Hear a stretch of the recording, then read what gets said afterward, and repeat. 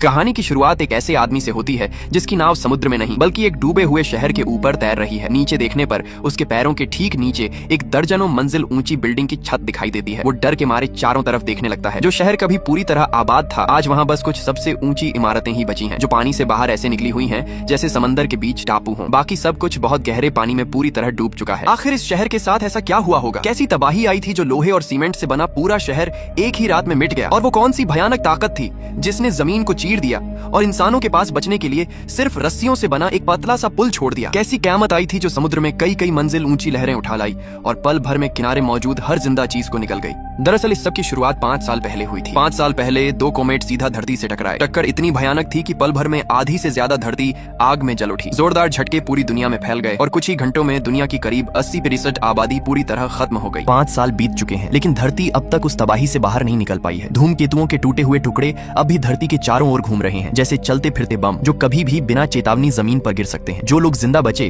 उन्होंने फिर से जिंदगी शुरू करने की कोशिश की, लेकिन जल्दी ही उन्हें समझ आ गया कि ये दुनिया अब इंसानों को दूसरा मौका नहीं देने वाली। हर जगह फैली रेडिएशन सिर्फ 3 मिनट में एक स्वस्थ इंसान को मार सकती है। लेकिन हैरानी की बात यह है कि कुछ जगहों पर अब भी हरियाली बची हुई है, जैसे वहाँ कभी कोई तबाही आई ही ना हो। उन साफ सुथरी जगहों को ढूंढना अब बचे हुए लोगों की आखिरी उम्मीद बन चुका है। जॉन अपने परिवार और कुछ दूसरे लोगों के साथ एक अंडरग्राउंड बंकर में किसी तरह जिंदा है, लेकिन बाहर की हालत दिन ब दिन खराब होती जा रही है। भूकंप लगातार आ रहे हैं और ज्वालामुखी कभी भी फट सकते हैं। बंकर में मौजूद सभी लोग जानते हैं कि ये जगह ज्यादा दिन तक सुरक्षित नहीं रहेगी। उन्हें जल्दी ही कोई दूसरा रास्ता ढूंढना होगा। एक दिन जॉन अपनी सेफ्टी सूट पहनकर फिर से बाहर निकलता है। रेतीले इलाके को पार करने के बाद अचानक उसे समुद्र दिखाई देता है। वो रेडियो पर साथियों को बताता है कि समुद्र किनारे कुछ लाइफ बोट्स खड़ी हैं और उससे भी आगे पानी के बीच एक पुराना जंग लगा हुआ वॉरशिप चुपचाप तैर रहा है। जॉन जहाज के नीचे बने एक टूटे हुए हिस्से से अंदर घुसता है। पूरी जहाज छान मारने के बाद भी उसे न कोई सामान मिलता है न कोई जिंदा इंसान, बस कुछ जली हुई लाशें पड़ी होती हैं। तभी उसे एक लॉगबुक मिलती है जिसमें एक बैंगनी रंग का फूल दबा हुआ होता है। 5 साल हो गए थे। जॉन ने 5 साल से कोई फूल नहीं देखा था। वो सोचता है कि ये फूल वो अपनी पत्नी को देगा, उसे जरूर अच्छा लगेगा। अचानक उसके हेडसेट में अलार्म बजता है। रेडिएशन स्टॉर्म बस 1 मिनट दूर है। जॉन भागकर जहाज से बाहर निकलता है। पीछे मुड़कर देखता है तो एक काली तूफानी दीवार तेजी से उनकी तरफ बढ़ रही होती है। अंदर बिजली लगातार चमक रही होती है। अगर उसमें फंस गया तो बचने का कोई चांस नहीं। जॉन पूरी ताकत से दौड़ता है और रेडियो पर चिल्लाता है कि गेट पहले ही खोल दिया जाए, वो समय पर पहुंच जाएगा। दूर बंकर का लोहे का गेट खुलता है, लेकिन तूफान बिल्कुल पीछे आ चुका होता है। जैसे ही जॉन गेट तक पहुंचता है, पीछे बिजली फटती है। वो छलांग लगाकर अंदर घुस जाता है। अंदर पहुंचते ही वो दरवाजा बंद करने को कहता है और गेट बंद होते ही खतरा टल जाता है। सफाई के बाद जॉन अपना सूट उतारकर जमीन पर बैठ जाता है और जोर जोर से सांस लेने लगता है। मौत को इतना करीब से देखकर वो अभी तक कांप रहा होता है। बंकर के अंदर जॉन वो बैंगनी फूल अपनी पत्नी एना को देता है। एना फूल देखकर खुश हो जाती है। 5 साल हो गए थे, उसे याद भी नहीं था कि फूल कैसे दिखते हैं। बाहर जाना बहुत खतरनाक है, अब दोबारा मत जाना, वो कहती है। नेथन चुपचाप बैठा रहता है और कुछ नहीं बोलता। एना बंकर की मैनेजमेंट टीम में होती है। एक मीटिंग में वो बाहर से मदद मांगने वालों को अंदर लेने पर चर्चा कर रही होती है। मीटिंग रूम में कुछ एडमिन लोग मॉनिटर स्क्रीन देखकर बात कर रहे होते हैं। तभी अचानक सारी स्क्रीन गड़बड़ाने लगती है। अगले ही पल पूरा बंकर जोर से हिल जाता है। ये कोई आम भूकंप नहीं था, बल्कि जमीन की परत फट रही थी। बंकर के मेन गेट के सामने जमीन चीरते हुए एक बहुत बड़ी दरार खुल जाती है। पूरा बंकर अलार्म से गूंज उठता है। लोग घबरा जाते हैं। चारों तरफ चीख पुकार मच जाती है। जॉन तुरंत अपनी पत्नी और बेटे को लेकर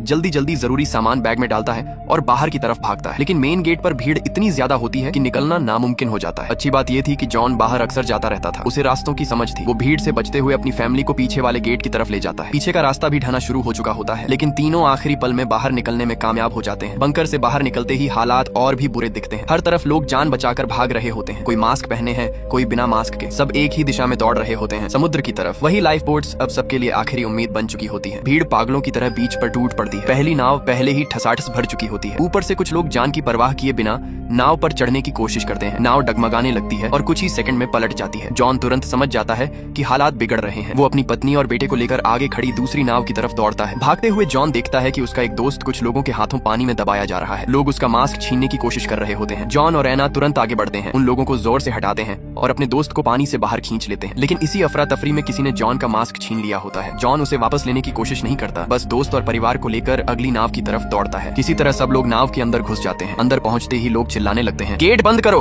अभी नहीं बंद किया तो कोई भी नहीं बचेगा। गेट पर खड़ा आदमी भारी दिल से दरवाजा बंद कर देता है। बाहर अभी भी आधे से ज्यादा लोग छूट जाते हैं। वो नाव को पीटते हुए मदद के लिए चिल्लाते हैं। तभी नेथन जॉन की बांह खींचता है। जॉन पीछे देखता है तो उसकी रूह कांप जाती है। समुद्र में कई मंजिल ऊंची पानी की दीवार उनकी तरफ तेजी से बढ़ रही होती है। जो लोग अभी तक नाव पर नहीं चढ़ पाए थे, वो सब ये देखकर टूट जाते हैं। वो भागने की कोशिश करते हैं, लेकिन बहुत देर हो चुकी होती है। एक पल में ही वो विशाल लहर किनारे मौजूद हर इंसान को निगल लेती है। नाव भी उस लहर में जोर जोर से उछलने लगती है। हर कोई इधर उधर गिरता है। कई झटकों के बाद नाव किसी तरह संभलती है। जॉन दिशा देखता है और कहता है कि नाव को साउथ ईस्ट की तरफ ले जाना चाहिए। अगर सब ठीक रहा तो करीब एक हफ्ते में लंदन पहुंच सकते हैं, लेकिन खुले समुद्र में छोटे से बंद केबिन में एक हफ्ता काटना आसान नहीं था। जॉन एयर क्वालिटी चेक करता है और हैरानी की बात ये होती है कि हवा ठीक होती है। तब लोग अपने मास्क उतारते हैं और खुलकर सांस लेते हैं, फिर भी कोई खुश नहीं होता। आइसलैंड पूरी तरह गायब हो चुका था, समुद्र की धाराएं बदल चुकी थी। कोई नहीं जानता था कि वो सच में लंदन पहुंच भी पाएंगे या नहीं। सब बस चुपचाप दुआ करने लगते हैं। रात को जॉन केबिन में लेटा रहता है, बार बार आंख खोलकर चारों तरफ देखता है, कहीं कोई खतरा ना आ जाए। अगली सुबह खतरा सच में आ जाता है। नाव अचानक रुक जाती है, इंजन खराब हो जाता है। अगर यहीं रुक गए तो सब मर जाएंगे। जॉन इंजन रूम में जाकर किसी तरह मरम्मत करता है और किस्मत से इंजन फिर चल पड़ता है। रात को जॉन अपने बेटे के साथ आसमान की तरफ देखता है। जो कभी मिल्की वे हुआ करती थी वो अब गायब है। उसकी जगह आसमान में पत्थरों और मलबे की एक अजीब चमकती लाइन फैली होती है। कुछ ही दिनों में खाने का सामान खत्म होने लगता है, लोग कमजोर पड़ने लगते हैं। तभी अचानक नाव किसी चीज से टकराकर रुक जाती है। जॉन बाहर झांकता है, सामने डूबी हुई इमारतें दिखती हैं। ऊंची बिल्डिंग्स की छतें पानी से बाहर निकली होती हैं। इन इमारतों को देखकर सब समझ जाते हैं ये लिवरपूल है। सब लोग तुरंत सतर्क हो जाते हैं। नाव किनारे लगती है, वो लोग शहर के अंदर बढ़ते हैं और सड़कों पर बोर्ड लगे होते हैं, लिवरपूल अबैंडन्ड। जॉन मशीन से हवा चेक करता है। हवा थोड़ी बहुत ठीक होती है, लेकिन लंबे समय तक यहाँ रहना जानलेवा हो सकता है। उन्हें जल्दी कोई शेल्टर ढूंढना जरूरी होता है। तभी सामने कुछ लोगों की परछाइयां दिखती हैं। जॉन अपनी फैमिली को लेकर उनके पीछे चलता है। थोड़ी दूर जाकर वो लोग रुक जाते हैं। सामने बहुत सारे शरणार्थी जमा होते हैं। रेडिएशन की वजह से उनकी स्किन बदल चुकी होती है। आगे एक ऊंची दीवार होती है जिसके अंदर हथियारों से लैस सैनिक खड़े होते हैं। एक अफसर दीवार के ऊपर से चिल्लाता है, सिर्फ पास वाले हाई लेवल लोग ही अंदर जा सकते हैं। एना तुरंत अपना पास दिखाती है। अफसर उसे देखकर सिर हिला देता है। तभी जॉन का दोस्त घबरा जाता है। उसका पास कहीं गिर चुका होता है। वो जोर जोर से अपना नाम और पोस्ट चिल्लाने लगता है। हालात बिगड़ते देखकर सैनिक गेट बंद कर देते हैं। जॉन और उसका परिवार भी अंदर नहीं जा पाते। तभी अचानक आसमान का रंग बदल जाता है। दूर से एक और रेडिएशन स्टॉर्म आता दिखाई देता है। लोग चारों तरफ भागने लगते हैं। जॉन एना और बेटे का हाथ पकड़कर दौड़ता है। तभी सामने से एक कार आती है। जॉन कार के सामने खड़ा होकर ड्राइवर से लंदन ले चलने की गुजारिश करता है। ड्राइवर उन्हें ऊपर से नीचे तक देखता है और हाथ बढ़ाकर कहता है, घड़ी दो तभी चलूंगा। जॉन बिना सोचे अपनी घड़ी उतार कर दे देता है। ड्राइवर गेट खोल देता है। जॉन अपनी फैमिली को बैठाकर बार बार धन्यवाद देता है। इस दुनिया में कोई मदद कर दे यही बड़ी बात थी, लेकिन उन्हें नहीं पता था कि असली खतरा अभी बाकी है। गाड़ी लंदन की तरफ तेजी से भाग रही होती है। रास्ते का आधा सफर तय हो चुका होता है। तभी ड्राइवर अचानक गाड़ी सड़क किनारे रोक देता है। वो कहता है कि सब लोग नीचे उतरकर थोड़ा फ्रेश हो लें। जॉन अपने बेटे को लेकर नीचे उतरता है, लेकिन कुछ ही सेकंड बाद उसे कुछ अजीब सा महसूस होता है। आसमान से अचानक एक अजीब आवाज आती है। जॉन झुककर जमीन को छूता है। उसके पुराने अनुभव उसे बताते हैं कि ये रेडिएशन स्टॉर्म नहीं है, बल्कि इससे भी बड़ा खतरा हो सकता है। वो झट से ऊपर देखता है। दूर आसमान में आग के गोले उनकी तरफ आते दिखाई देते हैं। ये धूमकेतु के टुकड़े होते हैं। अब भागने की कोई जगह नहीं बचती। सब लोग वहीं आसपास छुपने की कोशिश करते हैं। वो एक बड़े पेड़ के पीछे छुपकर एक दूसरे को कसकर पकड़ लेते हैं। आसमान का तापमान अचानक बहुत ज्यादा बढ़ जाता है। जलते हुए पत्थर उल्का पिंड की तरह जमीन पर गिरने लगते हैं। हर टक्कर के साथ आग और धूल का गुब्बार उठता है। किसी तरह किस्मत से कोई जिंदा बच जाता है। जब सब कुछ शांत होता है तो वो लोग मलबे में से जो काम की चीजें मिलती हैं उठा लेते हैं और फिर से लंदन की तरफ बढ़ते हैं। कुछ समय बाद वो लोग एना की माँ के घर पहुंचते हैं। माँ अपनी बेटी, दामाद और नाती को देखकर भावुक हो जाती है। सब एक दूसरे को गले लगा लेते हैं। घर की हालत ठीक ठाक होती है। पानी और बिजली नहीं होती, लेकिन फिर भी किसी तरह गुजारा चल रहा होता है। जॉन का परिवार पहली बार थोड़ी राहत महसूस करता है।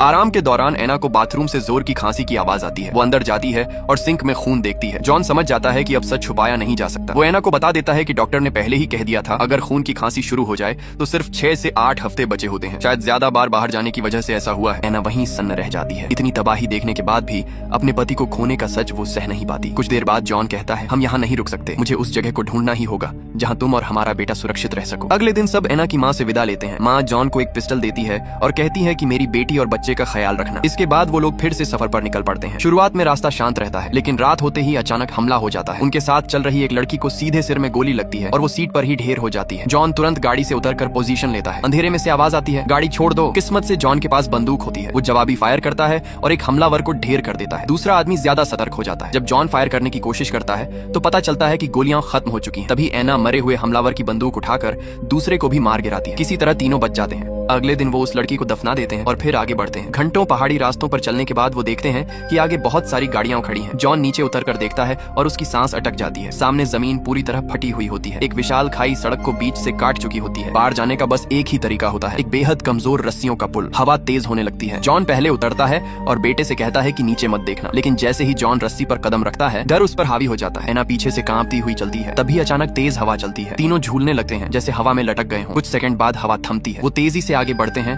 और किसी तरह पुल पार कर लेते हैं। लेकिन असली परीक्षा अभी बाकी होती है। आगे एक और भी कमजोर सीढ़ी होती है जिस पर पेट के बल रेंग कर जाना पड़ता है। जॉन सबसे पीछे रहता है। जैसे ही वो बीच में पहुंचते हैं जमीन फिर हिलने लगती है। एक तरफ की सीढ़ी ढीली पड़ जाती है। वहाँ मौजूद एक आदमी घबरा जाता है और दूसरे को धक्का दे देता है। वो आदमी सीधे नीचे गिर जाता है। अब वही आदमी जॉन की तरफ वाली सीढ़ी पर कूदना चाहता है। जॉन तुरंत बेटे को पकड़ लेता है। एना भी पूरी ताकत लगा देती है। किसी तरह तीनों दूसरी तरफ पहुंचते हैं और पीछे की पूरी संरचना ढह जाती है। घंटों पैदल चलने के बाद भी उन्हें वो आदर्श जगह नहीं मिलती। चारों तरफ जली हुई जमीन होती है। तभी सामने एक हथियारबंद आदमी आता है। जॉन हाथ ऊपर कर देता है और अपनी बात समझाता है। आदमी उनकी बात सुनकर हथियार नीचे रख देता है और उन्हें अपने सीक्रेट बेस में ले जाता है। वो जगह फ्रांस के उत्तरी हिस्से में होती है। आदमी उन्हें बताता है कि वो जगह सच में मौजूद है। उसका नाम है वोल्केनो क्रेटर। लेकिन वहां पहुंचना बहुत मुश्किल है क्योंकि अलग अलग गुटों की लड़ाइयां चल रही हैं। वो जॉन को एक फोटो देता है और कहता है ये पास है, इसे दिखाओगे तो रास्ता मिल जाएगा। वो आदमी अपनी बेटी कैमिल को भी उनके साथ भेजने की गुजारिश करता है। एना तुरंत मान जाती है। सब लोग आगे बढ़ते हैं लेकिन जॉन की हालत लगातार खराब होती जाती है। रास्ते में सैनिकों की एक टुकड़ी उन्हें रोक लेती है। कैमिल फ्रेंच में बात करके उन्हें समझाती है। सैनिक आखिरकार मदद करने को तैयार हो जाते हैं और उन्हें सबसे खतरनाक रास्ते से निकालने का वादा करते हैं। रात में वो लोग गोलियों और धमाकों के बीच से भागते हैं। चारों तरफ फायरिंग होती है। किसी तरह वो सुरक्षित इलाके में पहुंचते हैं। आगे जाकर उन्हें बताया जाता है कि बस एक पहाड़ पार करना है, वहीं क्रेटर है। लेकिन कैंप पहुंचकर पता चलता है कि जिस अफसर का जिक्र था